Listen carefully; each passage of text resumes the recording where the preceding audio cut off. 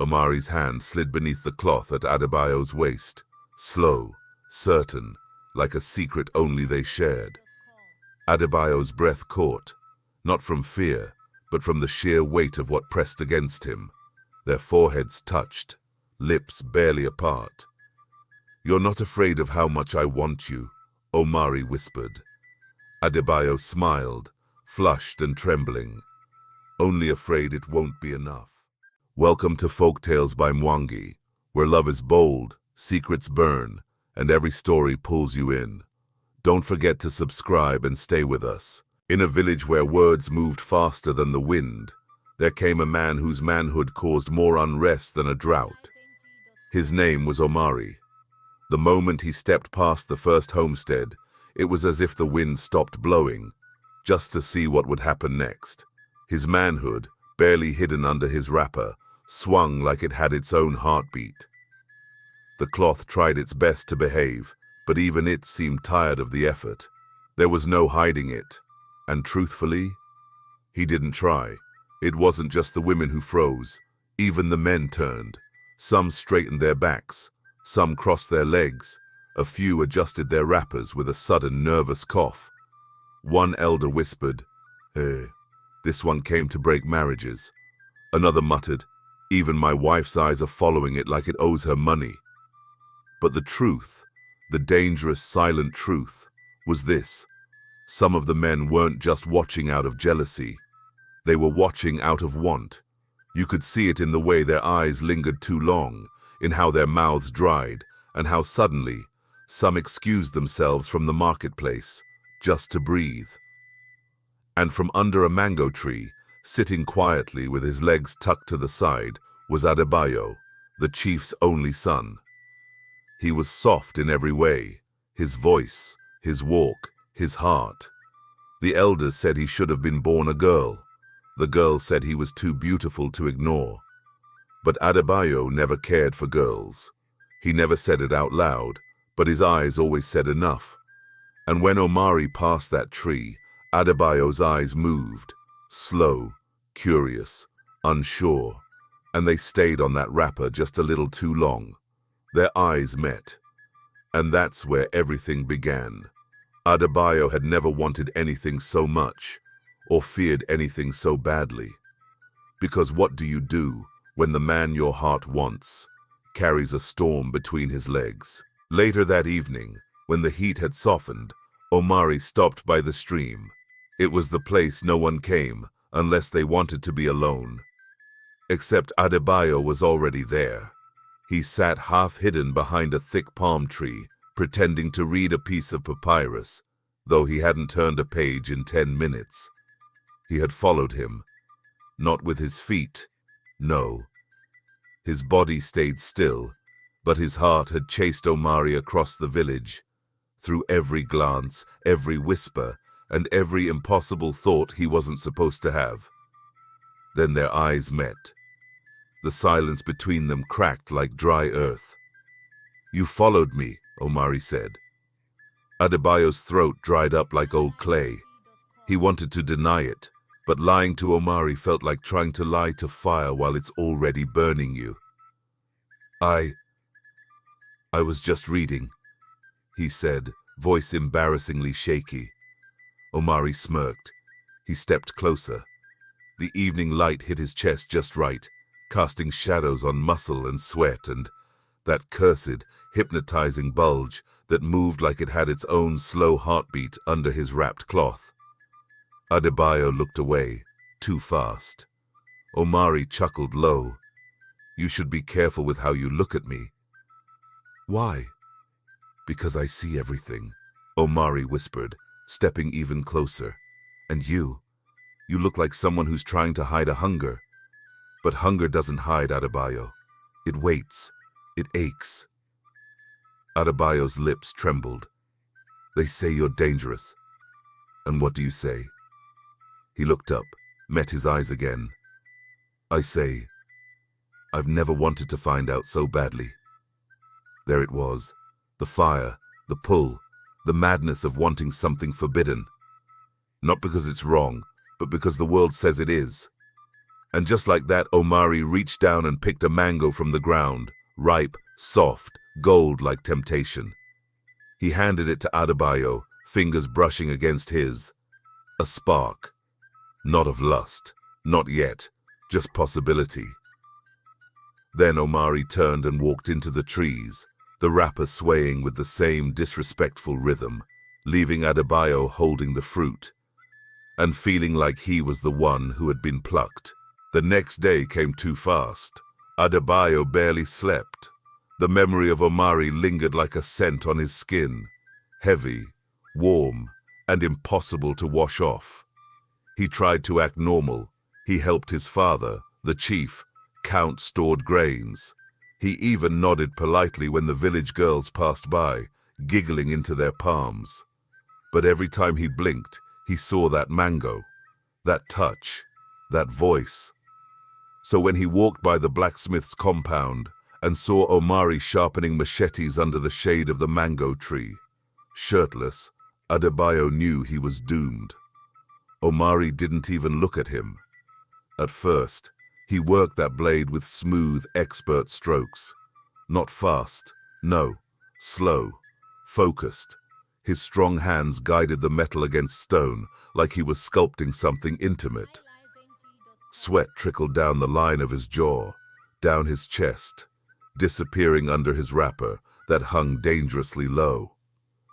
The cloth shifted with every breath, and that blessed, burdensome bulge seemed to twitch to its own rhythm. And then, Omari looked up, just once. One look. It wasn't innocent.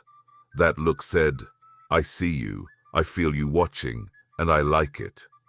Adebayo's knees felt weak. He pretended to tie his sandal. He stayed crouched a little longer than he needed to, just long enough for Omari to walk over, blade still in hand. "I sharpen everything," Omari said, voice low. "Tools, words, feelings." Adebayo stood up slowly, nervous. And what if something isn't dull, but still dangerous? Omari stepped close. "Then it's not meant to be sharpened," Omari said. "It's meant to be handled, carefully." Their eyes locked. And the world, the village, the sun, the people, disappeared. Just them. Then someone shouted Adebayo's name from afar, his father's voice. He flinched. Omari grinned lazily, leaned in and whispered, "Next time, come when you don't have to run." And like that, he walked away, the blade still in hand, his walk so calm, so disrespectfully confident, like a man who already knew he'd be touched, remembered, and never forgotten.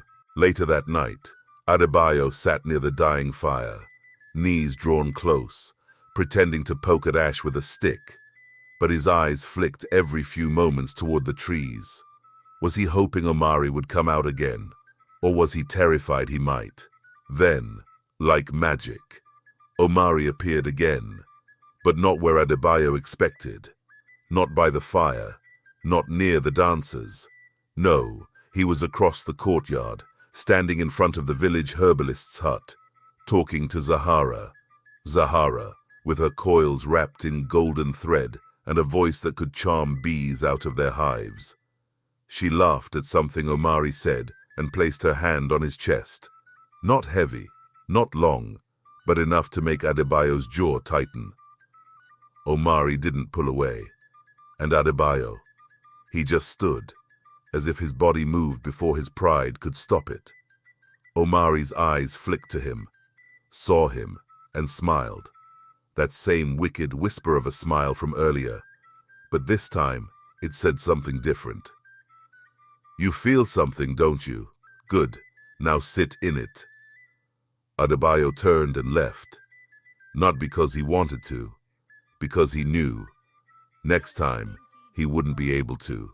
There was a corner of the village no one went to anymore. The old weaving shed, half collapsed, tangled in vines and dust. The elders said spirits lived there now, whispering through cracked wood and torn thatch. So people left it alone. Which is exactly why Adebayo went there.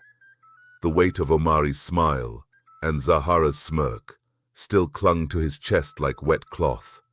He needed to breathe, to be alone, to feel something that was only his. But he wasn't alone. Omari was already there, sitting on a fallen beam, looking like he belonged to the shadows, like he was born from them. They stared. No words, just silence that said too much. Adebayo stepped forward, then stopped, but Omari didn't move, just tilted his head and said softly, "You followed me." "I didn't," Adebayo lied, instantly, breath too quick. "Then we're both ghosts, I guess." That made Adebayo blink. He almost smiled. Omari stood, slow, deliberate, his bare chest catching little glints of light from the cracks in the roof. His wrapper hung low, and his eyes never left Adebayo's. "Why are you here?" Adebayo asked, voice dry. "I could ask you the same." "You didn't answer." Omari stepped closer. Adebayo didn't move. "I came," Omari said, voice now low, rich like river mud, "because every time I try to ignore this, it gets louder." Adebayo's breath caught. He knew what this meant. And then, Omari was in front of him, too close, way too close. The air between them was hot and thin. Their eyes were locked, their chests were rising too fast. And when Omari reached out, slowly, and placed his hand on Adebayo's neck, thumb brushing under his jaw, Adebayo didn't stop him, didn't move, didn't even breathe. Their lips met. It wasn't soft. It was urgent, hungry. It was the kind of kiss that wasn't planned, wasn't gentle, wasn't safe. It came from weeks of watching, from unspoken things and sleepless nights. Their bodies collided like two waves, with nowhere left to crash. And for a moment, the world stopped. When they pulled apart, breathless and stunned, the silence between them had changed. Adebayo's fingers hovered near Omari's chest, trembling. "I didn't mean to." "Yes, you did," Omari said, voice rough. "So did I." And for once, Adebayo didn't run. He stayed. Because something had started. Not a secret, not a shame, but a spark that had finally been given permission to burn.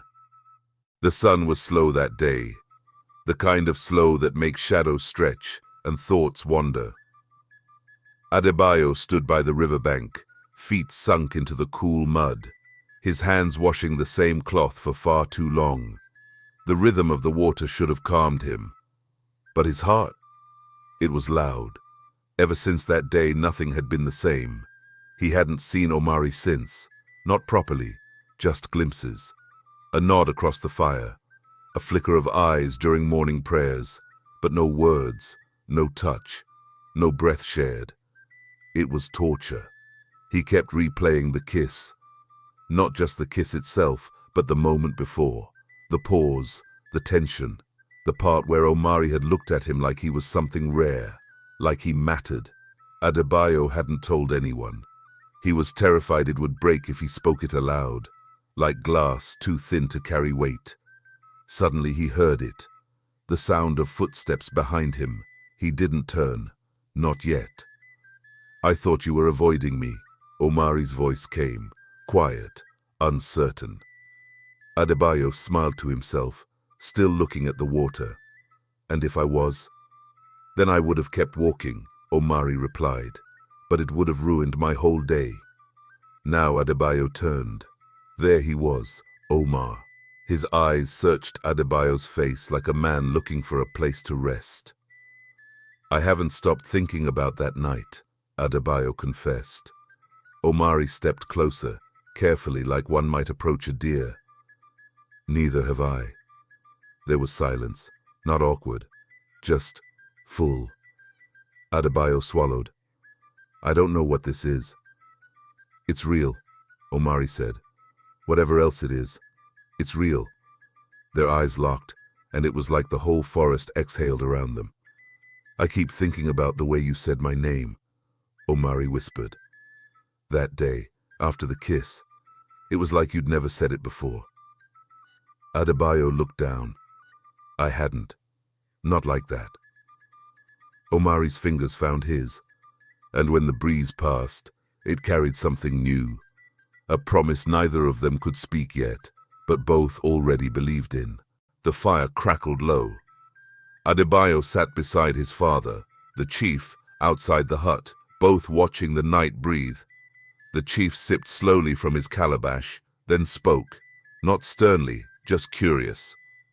Have any of the girls caught your eye yet? Adebayo paused. They're kind, beautiful. The chief nodded. You'll need someone beside you, not just for yourself, for the village, for the days I'm no longer here. Adebayo gave a small smile. I know. The chief looked at him gently. Just be sure it's someone your heart chooses, not just your duty. Then he rose, patted Adebayo's shoulder, and left him with the fire, and the weight of truth he wasn't ready to speak. It was supposed to be a quiet moment, a quick visit, a stolen kiss, nothing more. Omari had slipped into the healer's hut, where Adebayo had been helping Zahara sort herbs earlier that day. She'd gone to collect wild sage, and they thought they had time. Just a little. Omari found Adebayo alone, sorting dried roots, hands dusted with powder. The sight of him, shirt half loose, beads of sweat on his brow, was too much. They didn't speak, not with words. Omari closed the distance. Adebayo leaned into him. Their mouths met like they'd been waiting all day. And maybe they had. It wasn't frantic. It was full of breath, of longing, of that delicious kind of ache that only comes when you've been careful for too long. Adebayo's hand slid up Omari's chest. Omari pulled him closer, and that's when it happened. The door creaked open, a gasp, soft, sharp, like glass breaking under silk. They pulled apart, too fast. Adebayo nearly stumbled backward. Omari stepped forward instinctively, like he could shield him somehow. Zahara stood in the doorway, basket of herbs in her hand, eyes wide. For a moment, no one breathed. Adebayo's chest rose and fell like waves in a storm. Omari didn't say a word. Zahara didn't run. She didn't yell. She simply looked. Then she placed the basket down slowly. Her movements graceful, careful, like handling something sacred. I forgot the ginger root, she said. And just like that, she turned and walked back out. Zahara didn't walk fast, but she didn't linger either. Adebayo came after her, heart in his throat, unsure if following her would make it worse. He caught up with her under the old baobab tree just before the path split toward the river. The moon hung low and swollen. Zahara didn't turn when he called her name. Zahara, Adebayo said, breathless. Wait. She paused, then looked at him. Not angry, not disgusted, just sad. I wasn't going to tell anyone, she said. It's not my story to shout. He exhaled, relief almost softening his knees. Thank you, I didn't mean for you to see. You're in love with him, she interrupted. It wasn't a question. Adebayo looked down, nodded. Yes. Silence. Zahara stepped closer. She looked up, right at him. Omari isn't who you think he is. The words hit like a slap. I don't know what he wants, she went on, but I know what I've felt near him. I've watched him charm the village like a snake with honeyed fangs. And you're already bitten. Adebayo stepped back slightly. You don't know him. Do you? She snapped, not cruel, scared. Do you know where he comes from? What he's done before this village? Adebayo's mouth opened. No answer came out. Zahara stepped closer, lowering her voice. You think he chose you, Bayo? And then, a sound, a whisper of a branch snapping, a shadow moving. Both their heads whipped toward the darkness.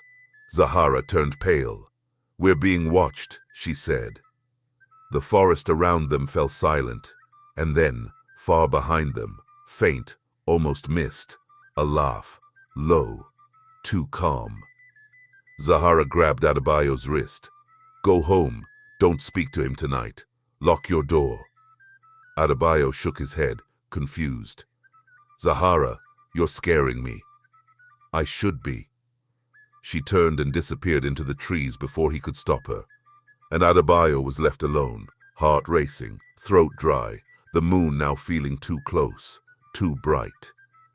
He looked back toward the village and swore he saw a figure watching from the shadows and smiling. If you felt the heat, don't keep it to yourself. Like, comment, and tell us what part made your heart race. Subscribe for more twists, turns, and tender moments. Share it with someone who loves a good story. And if you want to support us even more, check out our channel memberships. Trust me, Part 2 is coming for members only, and you don't want to miss what's next.